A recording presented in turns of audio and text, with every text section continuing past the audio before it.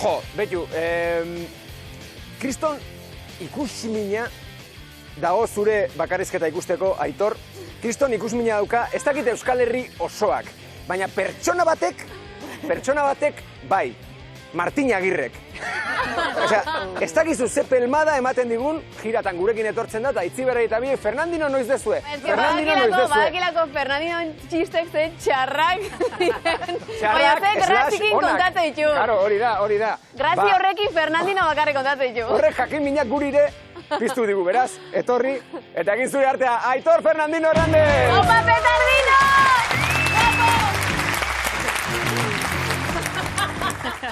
Kaixo. Bueno, ni Aitor Fernandino naiz, Lasartekoa naiz, Lasarte horia, eta gazteleraz hitz egiten badakit. Bueno, esango duzu ez dara beste munduko superpoterea, ez da?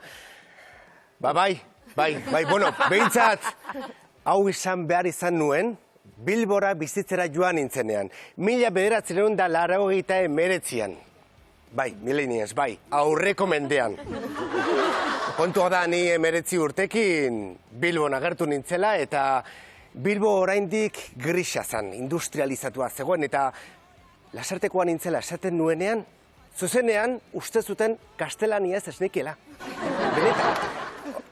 Osea, bilbotarrentzat, gipuzkoarrak baserri batean bizi gara. Euskaldun petoa gara, euskaraz hitz egiten dugu bakarrik, eta hartxai txakur bat dakagu gure ondoan. Bai. Imaginatu esan nienean, pixu batean bizitzen nintzela.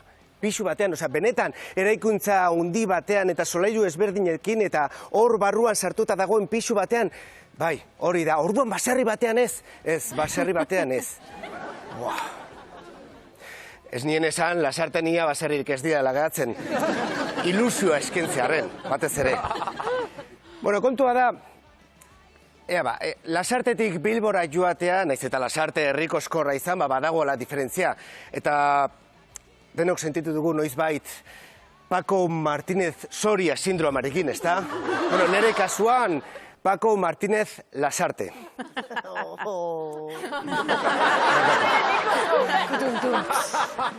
Ta nik uste dut nire lagunek uste zutela ni tontoa nintzela.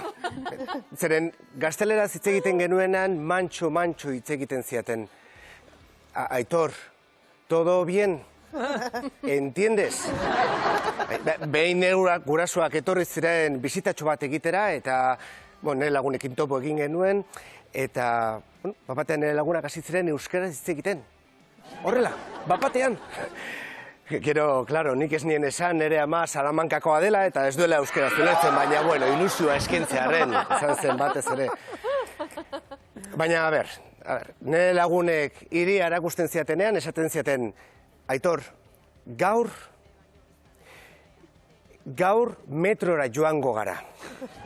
Begira, zuk ulertzeko metroa zera da, lurrazpitik ibiltzen den tren txutxu bat. Bale? Noski, gutopoa dugu. Badakigu zer den metro bat, gutxi gora bera. Baina noski, Lasartekoa naizenez, hipodroma dakagu eta zaldiz ibiltzen gara alde batetik bestera, ez da? Bueno, esan behar dut, Bilbon gauza asko ikasi nituela. Gauza asko. Adibidez, guraizak ez direla guraizak. Ez, pasa guraizak, mesedez. Guraizak pasatzeko, guraizak hor ondan daude, mesedez, guraizak, hartu guraizak, ostia, hor guraizak! Artaziak, bai, hori, artaziak. Bueno, eta gero beste gauza bat, kinitoa. Zuek badakizu zer den kinitoa, ez da? Kinitoa. Bueno, Wikipedian jartzen du, kinitoa 6 aldetako 2 dadu direla eta kubilite batean sartzen da, eta edateko joku bat da, batez ere kalimotxoa. Edateko joku bat da. Edateko joku bat. A ber, baina ze joku behar dezu edateko, mesedez?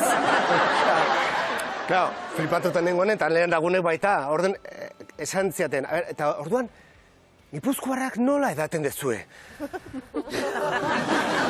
Ez dakit, elkartzen gara, hitz egiten dugu, eta edaten dugu. Eta edaten dugu, eta edaten dugu, eta gero ja ez dugu hitz egiten.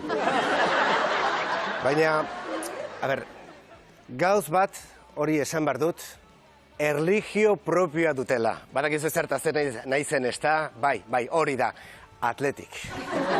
Atletik, berdin du futbola gustatzen ez bazaizu, baina atletik sakratua da. Ala bare esan ordez, atletik gorri eta zuria esaten dute. Bueno, behin nire bikotea harrapatu nuen atletikeko partidu bat ikusten. Baina zuri ez zaizu futbola gustatzen, zuk futbola gorrotatzen duzu. Bai, Aitor, bai, baina atletik da, atletik. Ez saiatu ulertzen, mesedez, bestela tontotzat hartuko zaituzte, ni bezala. Baina nik uste lehenengo jaurnartzea egin ordez, lehenengo atletiktzea egiten dutela.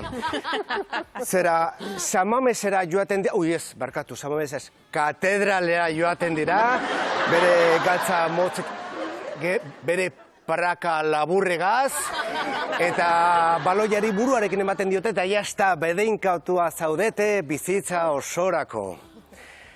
Bueno, a ber, bukatzeko esan behar dut, Bilbo oso ondo tratatu nahola. Egia esan, oso ondo tratatu naute, eskerrik asko Bilbo, gehiago esango dizuet, 22 urte daramatan. Bai, Eta, bueno, izan ere, nire seme alaba Bilbotarratia. Bai. Eta atletikekoak. Hor galdu dut partida, sentitzen dut. Eskerrik asko.